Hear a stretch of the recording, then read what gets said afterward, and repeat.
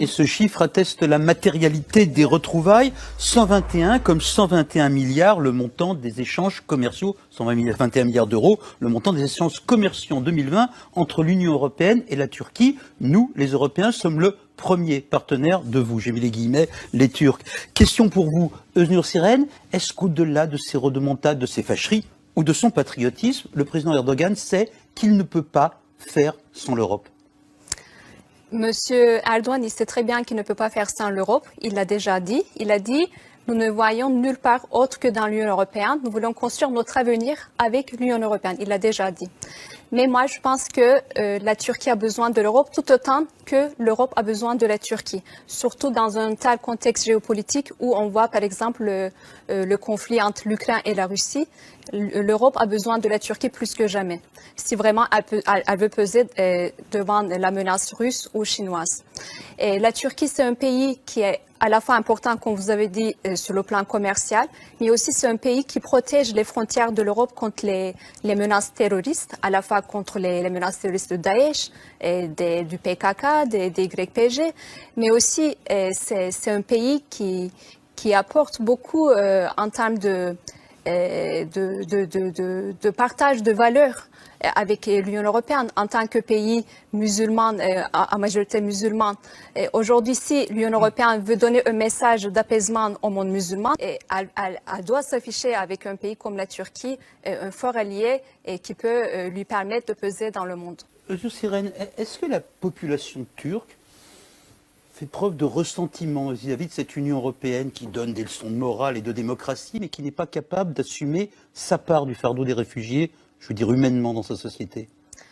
Alors, si il y a 10 ans, vous demandez à n'importe quel Turc s'il est favorable ou pas à l'adhésion de la Turquie à l'Union européenne, il aurait dit oui, je suis favorable. Aujourd'hui, par exemple, sur les réseaux sociaux, moi j'ai réalisé une enquête, un sondage, et la majorité a dit non. Pourquoi? Il y a 3 raisons à ça.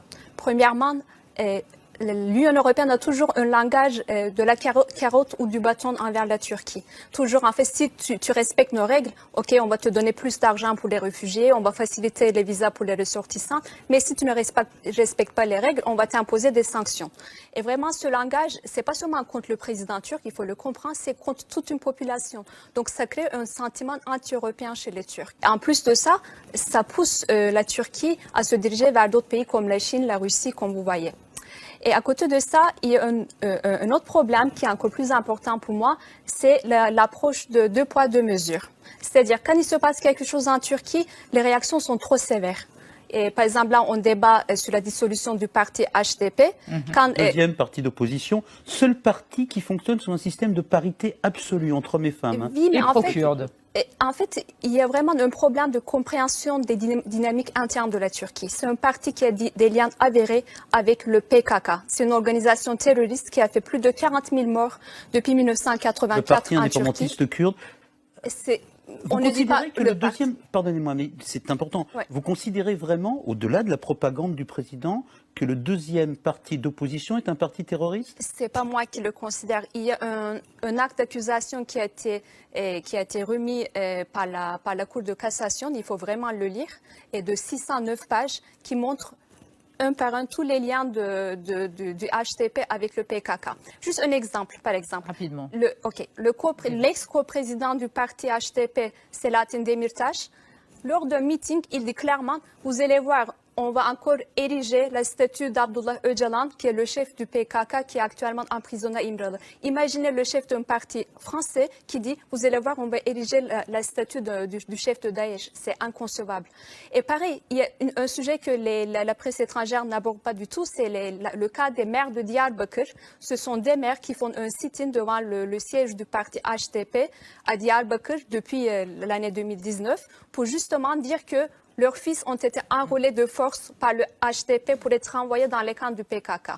Voilà, tout ça, c'est des preuves qui illustrent bien que le HDP a des liens avec le PKK et c'est la majorité de la population qui le pense. C'est pas seulement le parti au pouvoir, c'est aussi l'opposition qui le pense. Ça, c'est quelque chose d'important à ajouter. Erdogan est un obstacle à la bonne entente entre la Turquie et l'Union européenne? Moi, je ne le pense pas du tout. Erdogan n'est pas un obstacle. C'est juste qu'il faut vraiment, encore une fois, comprendre les dynamiques internes de la Turquie. Sa position géographique est très difficile. c'est un pays qui est frontalier avec des pays compliqués comme la Syrie, l'Irak. Et c'est un pays qui lutte contre différentes organisations terroristes. Donc, on ne peut pas évaluer la Turquie de la même manière qu'on évalue la Norvège ou la France. Merci Öznur Siren. Merci à tous les